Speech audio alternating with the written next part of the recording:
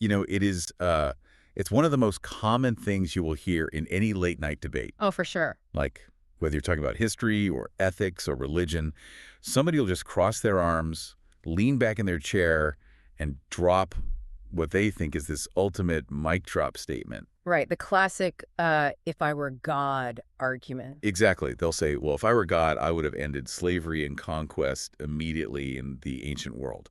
I mean, it has this unassailable ring to it, doesn't it? It really does. It feels like the absolute ultimate moral high ground. Right, because it's so binary. Like you either ban the bad things instantly or you were somehow complicit in them. It is a very clean, very comforting way to look at the past, honestly, Yeah, but then you actually step into the historical reality of the ancient Near East. which is messy. Incredibly messy. You leave the air-conditioned room, you strip away the invisible safety nets that took millennia to weave, and suddenly that clean, decisive statement starts to look, well, incredibly naive.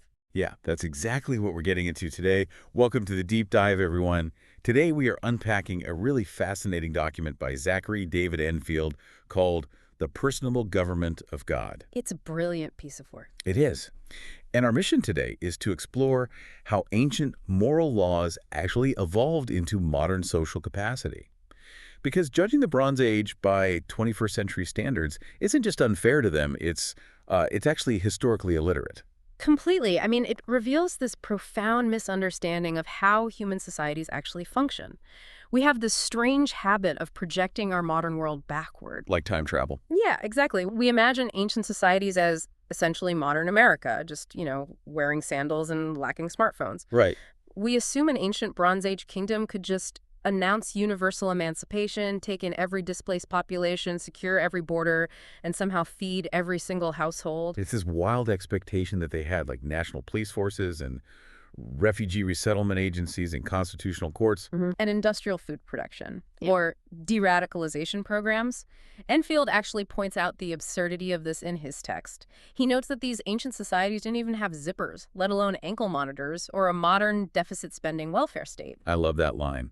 There was no ancient Paw Patrol coming to the rescue. No Paw Patrol, no refrigerated trucks. I know that sounds absurd when you say it out loud, but we genuinely read history this way. We judge a world that operated on bare subsistence farming as if they had a fleet of Amazon delivery vans ready to distribute surplus grain. Which brings us to the core thesis of this whole deep dive. A society can only express its morality institutionally to the extent that it possesses the technological, economic, and administrative capacity to carry that morality. So put simply, morality requires infrastructure. Exactly. Morality requires infrastructure. Okay, let's unpack this concept of institutional infrastructure because this is where the wheels really fall off our modern moralizing. Enfield calls this the difference between aspiration and administration. I was actually thinking about this earlier and I came up with an analogy. It's a bit like trying to set up a high-speed Wi-Fi router in the middle of the 12th century. Oh, that's a great way to picture it. Right. Like the signal broadcasting from that router might be totally flawless. It might contain the sum of all human knowledge. But if there are no devices capable of receiving the signal and no electrical grid to power the servers, And no technicians to lay the fiber optics. exactly, what do you actually have? You basically just have a blinking plastic box sitting in the mud. Yes, a blinking box in the mud. The pure ethical ideal, like a universal ban on all cruelty, that's the Wi-Fi. But the courts, the agricultural surpluses, the stable citizenship laws, those are the devices. And you can't just mandate the Wi-Fi and expect the devices to spontaneously materialize out of the dirt. You really can't. I mean, if you're listening right now, just think about the invisible systems that keep your own daily life peaceful. The grocery store supply chains. Yeah, the fact that you can walk into a store and buy a tomato in January.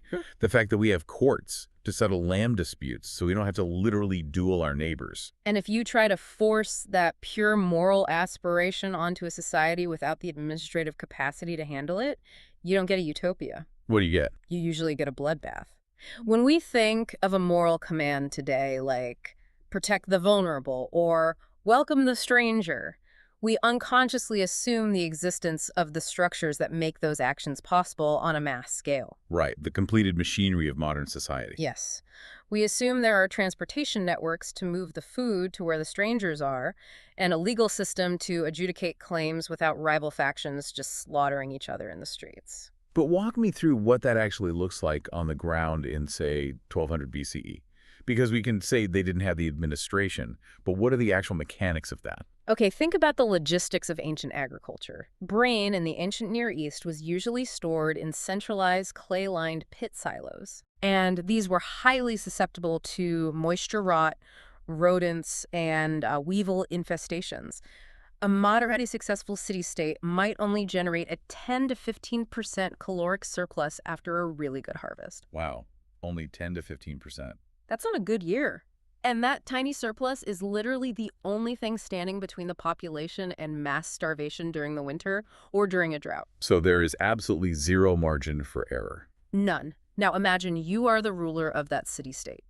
You've just defeated a rival army. You have 5,000 prisoners of war sitting outside your city gates. Okay, setting the scene. The modern moralist says you must show mercy, spare them all, integrate them, feed them. But mechanically, how do you actually do that? Right. If you bring them inside the walls, that 15% grain surplus is consumed in, like, 3 weeks. You would literally be taking barley out of the mouths of the farmers who grew it. Yes. And then your own citizens starve. Or, more likely, they revolt, overthrow you, and kill the prisoners anyway. Oh, wow. And what about security? You don't have a penitentiary system. You don't have a biometric database to track who these people are. You have a few dozen men with bronze spears serving as a palace guard. Right, there's no central booking. So if you let 5,000 former enemy combatants walk freely around your city, how do you stop them from overwhelming the guard in the middle of the night, opening the gates to their allies, and burning your city to the ground? You can't. I mean, aspiration without administration. Sparing an entire opposing army when you don't have prison, surplus grain, or a police force isn't an act of enlightened mercy. No, it's a death sentence for your own civilians. That is just wild to think about. And this lack of infrastructure meant ancient rulers viewed their populations and their enemies in a fundamentally different way than we do today. Completely different. Today, we view society through the lens of the autonomous individual, but the ancient world operated entirely on the concept of the corporate body. We need to spend some time on this because this is a massive paradigm shift. It really is. In a modern liberal democracy, I am an individual first. My citizenship, my religious beliefs, my family descent, my job, these are all separate, compartmentalized categories. Right. Like, if my brother commits a felony, the police don't show up at my house and arrest me. If my country goes to war, international law formally distinguishes me, a civilian, from the military combatants. But you cannot project that compartmentalized framework backward. In antiquity, identity was intensely, inescapably corporate. Meaning what, exactly? Meaning you didn't exist as a free-floating individual. Right. You belonged to a household, a lineage, a specific piece of ancestral land, a local cult, and a broader political community. So you were just one cell in a larger organism. Exactly. And your membership in that corporate body dictated your labor, your marriage prospects, your physical protection, literally everything. So warfare wasn't just two professional armies meeting on a battlefield, shaking hands afterward, and going back to their separate lives. Not at all. Because identity was corporate, a defeated nation didn't just evaporate when its soldiers dropped their weapons. The body kept living. The social body continued. It survived through the remaining families, the shared language, the inherited land claims. It survived through the elders who preserved the historical grievances. And the children? Yes, the children who were future claimants. And through marriage networks. Okay, I have to push back here, though. Wait, isn't this just justifying ancient paranoia? How do you mean? Does an ancient king really look at a child or a farmer and see a future soldier? Or is that just a flimsy excuse for brutality? Like, are we really arguing it was rational to view non-combatants this way? What's fascinating here is how Enfield clarifies this. It's what he calls the Trojan horse concern. The point isn't that every single infant in a defeated village was consciously plotting a rebellion in their crib, or that every elderly person was hiding a dagger in their robes. That would be literal paranoia. So what was the concern? The concern of the ancient ruler wasn't about the individual's current intent. It was about the inescapable sociological reality that without modern integration systems, a rival social body would inevitably reconstitute itself. Because you don't have public schools to assimilate them. You don't have mass media to create a shared national narrative. Precisely. You have two distinct, competing corporate bodies occupying the exact same geographical space with competing claims to the same land and resources. And children grow up. They do. They mature into claimants, into soldiers, into avengers of their fathers. The threat wasn't reducible to the weapon currently held in someone's hand. The threat was the social structure itself. The threat was the eventual reconstitution of the defeated social body. Man, this makes the logistics of ancient empires make so much more terrifying sense. I'm thinking of the Neo-Assyrian Empire. Oh, perfect example. They were notorious for their brutality, but specifically for their mass deportations. They would conquer a region and march tens of thousands of people hundreds of miles away. And the logistics of those deportations were just staggering. But they were designed specifically to dismantle the corporate body. By physically breaking it apart. Right. The Assyrians wouldn't just move one group to an empty space. They would take people from the Levant and march them to Mesopotamia, and take people from Mesopotamia and march them to the Zagros Mountains.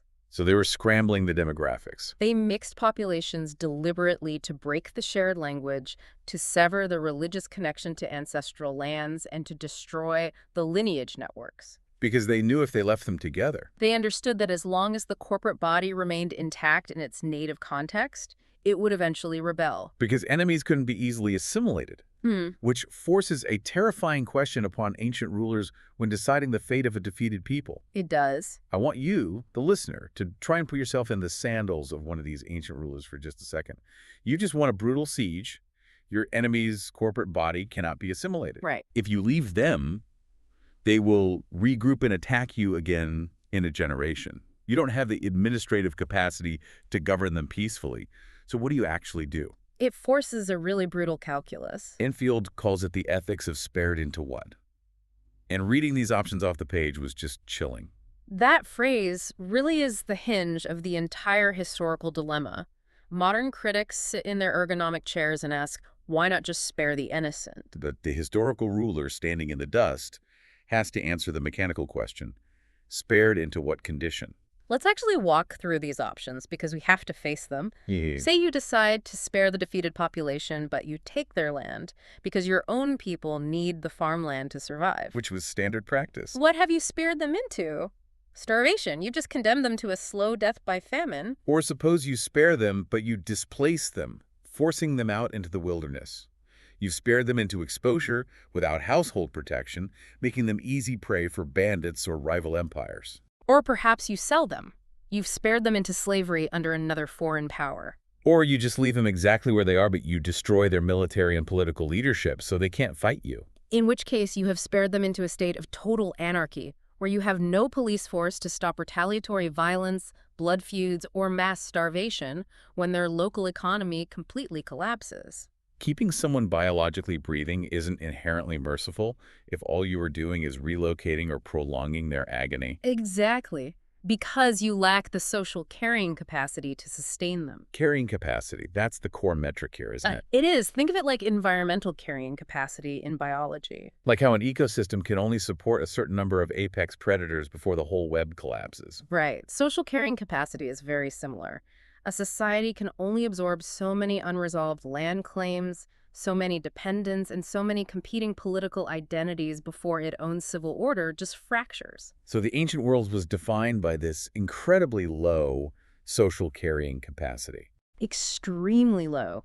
The only thing that changes through history is the amount of complexity and diversity a society can administratively absorb without collapsing into civil war. Like a modern nation state. A modern nation with a massive diversified economy, federal courts, global supply chains, it possesses vastly greater absorptive capacity than a small agrarian Bronze Age kingdom.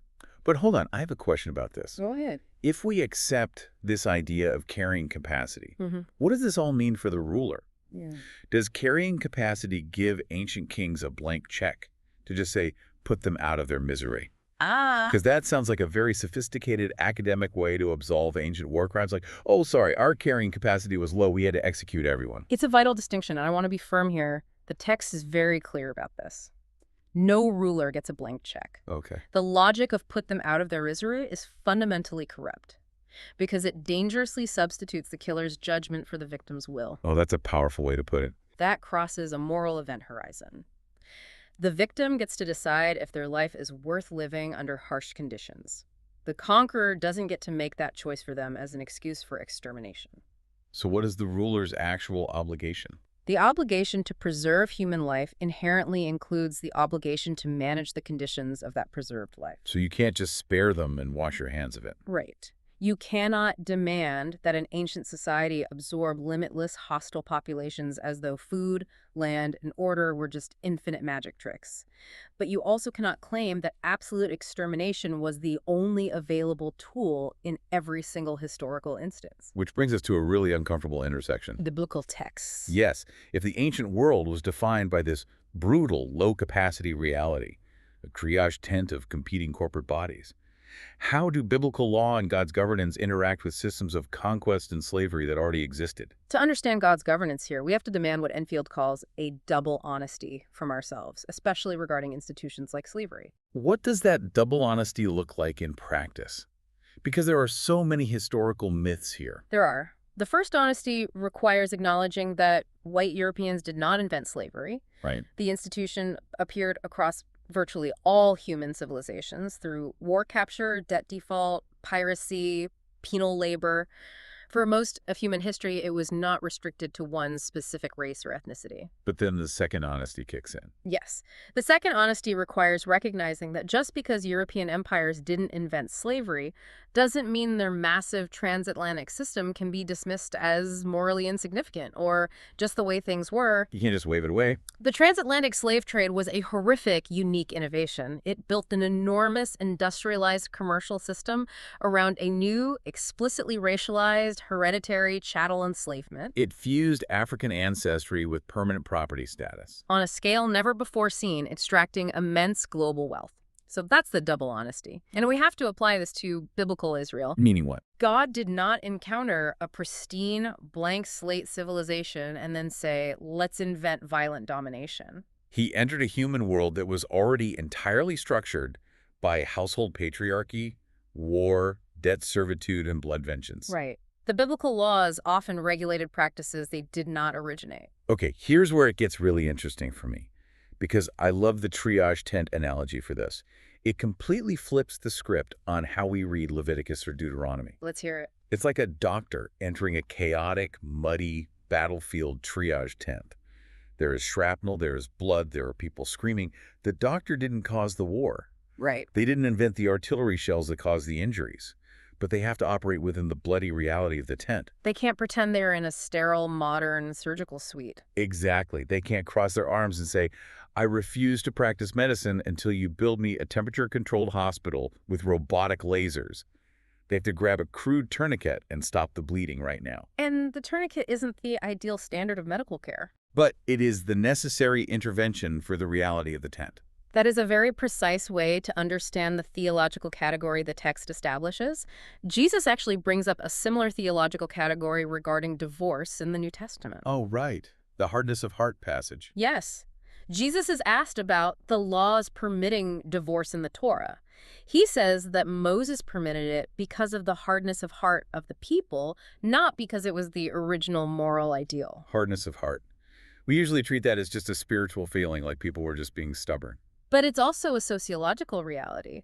The hardness is the low carrying capacity of the society. Permission under hard conditions is not perfection. Regulation is not origination. Exactly. So a law might govern a hardened social reality like debt servitude or warfare without declaring that reality to be the ultimate moral good. But if God is acting as a regulator in a brutal world, we need to look at the actual laws to see how this restraint functioned on the ground, because we can't gloss over the harsh stuff. We absolutely cannot. Leviticus makes a distinction between Israelite debt servitude and the treatment of foreign slaves, permitting foreigners to be held as inheritable property. Deuteronomy 20 has warfare rules that sound absolutely totalizing. And any serious historical argument has to face those texts head on. You cannot honestly sanitize ancient Levitical codes into modern progressive employment law. Right. But you also have to read ancient texts the way ancient people wrote them. Enfield warns against treating every piece of totalizing ancient royal rhetoric as if it were a modern journalistic census report. Like the ancient victory seals. Exactly. If you read the Mesha stele or the Merneptah stele, ancient royal inscriptions frequently proclaim things like, Israel is laid waste, his seed is not. They announce total victory and complete annihilation. Even when we know historically that those populations continue to exist and even thrive right afterward, there was an expected hyperbolic rhetoric of victory in the ancient Near East. But even within that incredibly hard legal framework, you find these moments of profound restraint in the Torah, boundaries that seem completely countercultural for the Bronze Age. Give me an example from the text that stands out to you. The laws concerning captive women in war. Ah, yes. In almost every other ancient culture, a captive woman from a conquered city was immediately treated as plunder. She was spoils of war, completely unprotected. Just an object. But biblical law steps into that horrific reality and hits the brakes. It delays possession.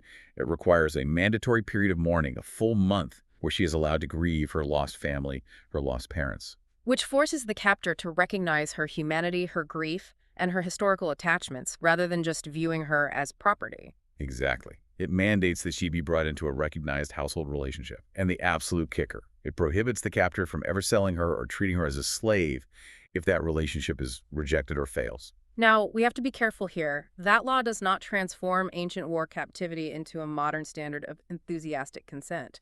Right, we can't pretend it's a 21st century marriage. But look at what it functionally does. It imposes strict, legally enforceable limits inside an institution of war capture that everywhere else in the ancient world was entirely unrestrained. It builds a fence around the brutality. What about the siege laws? I found this fascinating. Deuteronomy explicitly prohibits cutting down fruit-bearing trees during a military siege. Think about the mechanics of ecological warfare. In the ancient world, if you couldn't breach a city's walls, you starved them out. And to ensure they could never challenge you again, you would destroy their agriculture. But an olive tree or a date palm takes a decade or more to mature and bear significant fruit. So if you chop down an olive orchard to build siege ramps, you aren't just causing property damage, you are inflicting intergenerational starvation. You are destroying the region's carrying capacity for decades after the war ends. Which is exactly why the Torah forbids it. The law says, essentially, you are fighting the men on the wall, you are not at war with the trees of the field. You have to preserve the resources needed to sustain life after the battle is over. You also see this restraint in laws demanding systemic protections for widows, orphans, and debtors. Cambridge scholarship highlights how radical it was that biblical texts grouped the resident alien, the foreigner living among them, into the same protected class as the native-born vulnerable. Empathy codified into law and tied directly to their own corporate memory. Remember that you were foreigners in Egypt. Enfield describes this entire dynamic as developmental government. It's a system that prevents the existing societal machinery from operating without limit, while simultaneously planting moral boundaries that far exceed the current capacity of that society to fully realize. Planting the seeds for future infrastructure. Precisely. It introduces the concept of the narrow way. The methods available to ancient rulers were inherently coercive and violent precisely because they lacked the institutional capacity we rely on today, making integration impossible. But total extermination was not the only method. I want to push back on this idea of the narrow way for a second. Go for it. If the argument is that extreme violence was the narrow mechanism available, wait, we know other methods existed in the ancient world. Kings used tribute systems. They set up vassal states. They used intermarriage to forge alliances. Right. So if other methods like tribute existed, then necessity must be proven, not just assumed. We can't let ancient rulers off the hook just because times were tough. I agree, and Enfield actually highlights this. Modern apologists who try to defend ancient texts by claiming every single ancient killing was an absolute unavoidable necessity. They get it wrong. They are oversimplifying history to make themselves comfortable. Yes, but modern critics commit the exact opposite error. The critic imagines that unrestricted integration and peaceful absorption was always an easy, universally available solution. It wasn't. So the truth is in that agonizing middle ground. Exactly. Discussing how societies deal with internal threats like integrated populations leads to a delicate but crucial metaphor used in the text regarding the body politic. This metaphor is brilliant, but also incredibly delicate. Enfield talks about the nation as a social body requiring common systems, right? Oh, yeah. Law, language, reciprocal obligation. Yes, even a highly diverse multicultural nation remains a single body because all its members rely on common shared systems. We share an economy, we share the rule of law, national defense, and an assumption of reciprocal obligation. Okay, so if we accept the body logic, the text argues that a political order can develop internal forces that act like a disease. Movements that consume resources, evade law. Essentially, they behave cancerously. That's the application of the body logic, yes. But stop right there, because using disease metaphors in politics is terrifyingly dangerous. My historical red flags are waving wildly. And it should be. Doesn't calling any group within a society a cancer instantly justify extermination? If you look at the 20th century, whenever a regime labeled a minority population a disease, genocide followed almost immediately. If we connect this to the bigger picture, Enfield draws a razor-sharp distinction here to address exactly that danger. He separates exterminative logic from diagnostic precision. Walk me through that distinction, because it's the difference between mass murder and actual political analysis. Exterminative logic identifies a presumed pathology based on ancestry or identity. It points at a demographic and says, these people, because of their race or religion, are a cancer. That logic is universally evil. That's the rhetoric of the Holocaust. Exactly. It identifies cancer by who someone is. But diagnostic precision defines cancer strictly by operation. By how they act.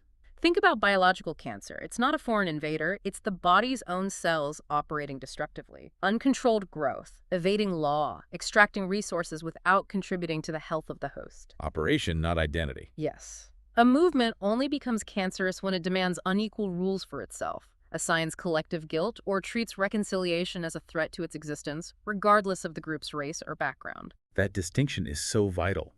It allows a society to identify genuine internal threats without sliding into bigotry.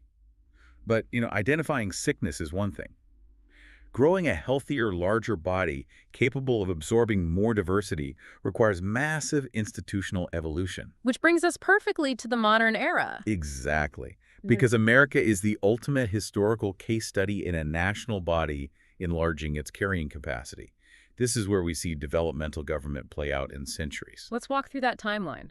Think of colonial slavery and the founding of the United States. You have the ultimate abstract moral declaration.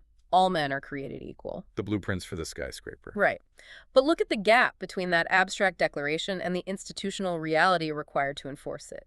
The national body had not yet enlarged its administrative capacity to recognize all its inhabitants as members. You get the 13th Amendment abolishing slavery in 1865, the 14th Amendment establishing equal protection, the 15th Amendment for voting rights. On paper, the capacity expanded, but formal constitutional amendments didn't magically produce complete civic incorporation on the ground. It's the difference between drawing up the blueprints for a skyscraper and actually having the steel, the cranes, and the engineering to build it. America had the blueprints in 1776, but it took centuries of literal blood and sweat to forge the steel. That is a perfect analogy, because after Reconstruction, the southern states systematically built institutional barriers, segregation, poll taxes, violent terrorism to restrict black citizenship. And it took a century-long delay until the Civil Rights Act of 1964 and the Voting Rights Act of 1965 to finally supply the federal enforcement mechanisms. But there is a critical point the text emphasizes here. Black Americans were not passive recipients of white benevolence in this process. Right. They were the primary agents of this constitutional transformation. Through decades of relentless resistance, litigation, organizing, boycotting, and massive military service, they systematically forced the institutions of the nation to expand and accommodate them. This slow, painful, centuries-long process of building capacity perfectly illustrates why an instant, externally imposed moral perfection in ancient times would have been a total failure. If it took the United States centuries to build the carrying capacity for equality, how could we demand that a Bronze Age agrarian society achieve it instantly? Which brings us to the theological culmination of Enfield's whole thesis, Jeremiah 31 and the New Covenant. The movement from law written on stone to law written on the heart. Right. Because if God just installed a perfect modern infrastructure around ancient Israelites, this alien machine concept, It wouldn't be their own righteousness. They'd just be rats in a perfect maze. God forms human beings as participants. The goal isn't just to install an alien machine, it's to transform the people so they can eventually carry the law themselves. So it's about personal formation. Yeah. Like how you can force a toddler to share a toy, but the ultimate goal is for the child to actually want to share because they've developed empathy. That captures it perfectly. You don't condemn the infant for lacking the capacities of an adult, but you also don't declare that infancy is the final ideal form. Enfield outlines these stages of biblical development: command, restraint, discipline, memory, prophetic criticism, repentance, and finally, inward inscription. God meets humanity where it is, without declaring that they must remain there forever. Understanding this developmental thesis radically shifts how we view both ancient history and our own modern responsibilities. It really does. It shows that God's morality doesn't evolve, but human capacity to administer it does. So, modern society isn't proof that ancient Israel should have been modern. It's proof of how long it takes to build moral infrastructure. Exactly. And that brings us to the modern flip side, the final warning from the text. Which is, Greater capacity creates greater responsibility.